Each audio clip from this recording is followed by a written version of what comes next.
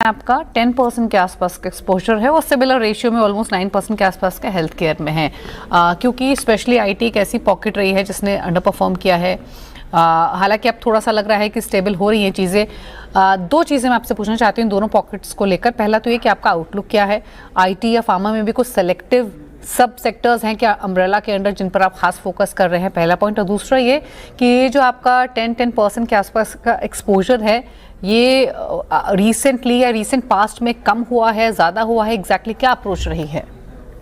I think pharma में ज़्यादा exposure change नहीं हुआ है। फार्मा में बहुत सिंपल एक्सपोजर रहा है कि 2 या 3 स्पेसेस है जहाँ पे हमें लगता है कि अर्निंग्स ग्रोथ सुपीरियर है सेक्टर से, मार्केट से।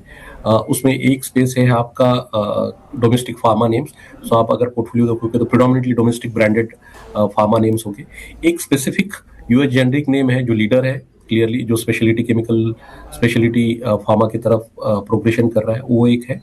और लास्टली सीडीएमओ प्लेयर है पोर्टफोलियो में, और हॉस्पिटल से। ये 4 स्पेसेस है जहाँ पे प्रिडोमिनेटली फार्मा पोजीशनिंग है, वो ओवरवेट रहा है। ज़्यादा चेंजेस नहीं हुए होंगे, नाम चेंज हुए होंगे बट वेट्स में ज़्यादा चेंजेस नहीं हुए होंगे साल भर में। As far as IT is concern, IT gradually over last 6 months हमने बढ़ाया होगा, बट आईटी में भी प्रिडोमिनेटली पोजीशनिंग ऐसा है कि आइदर हमारे पास except one large name, we have either the large cap which is a turnaround, or we have mid caps which have superior earnings growth. So mid cap में superior earnings growth वाले place है, जैसे ER&D है और 2 mid caps है जो काफी sector से अच्छी अर्निंग्स ग्रोथ है। बट आईटी में एक्सपोजर धीरे धीरे हमने बढ़ाया है, क्योंकि हमें लगता है कि आईटी में एक जो अर्निंग्स एक्सपेक्टेशन अभी ग्रेजुअली सेट हुआ है वो काफी लो है। तो gradually as you go into next year they will start actually delivering on earnings. They might not deliver 15-20% earnings growth, but at least जो earnings expectations है उनको धीरे धीरे करना बीट करना शुरू कर देंगे। तो वहाँ पे एक अपॉर्चुनिटी हो सकता है उस सेक्टर में, इसलिए वहाँ पे लास्ट 6 महीने में धीरे धीरे करके वेट बढ़ाया है। एक फाइनल क्वेश्चन होगा सर आपसे, जो भी व्यूअर्स ये शो देख रहे हैं उनके लिए क्या सजेशन, अगर वो इस मल्टी कैप फंड को लेना चाहें तो एटलीस्ट कितना टाइम होराइजन दे ताकि ट्रू पोटेंशियल इस फंड का उन्हें पता लग सके या वो बेनिफिट मिल सके? किस तरीके के रिस्क टेकिंग एपेटाइट वाले इन्वेस्टर्स अप्रोच कर सकते हैं, क्या व्यू रहेगा? I think clearly this is a product जिसमें ये हाई रिस्क प्रोडक्ट है, क्योंकि minimum 50-53% lowest mid cap and small cap exposure रहेगा। मैक्सिमम एक्चुअली 65-70% भी हो सकता है।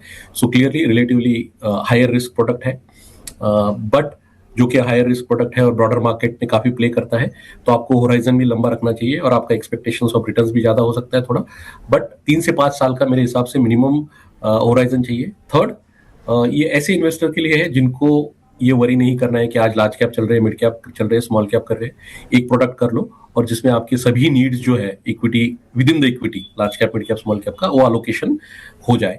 आई थिंक ये 3 चीजें मैं एडवाइस करूंगा इन्वेस्टर्स को फोकस करने के लिए। एक होराइजन 3 से 5 साल, दूसरा एसेट एलोकेशन पे अगर फोकस नहीं करना है आपको बहुत ज्यादा विद इन इक्विटी, और तीसरा कि हाँ इसमें 50 से 55% minimum small cap mid cap रहेंगे।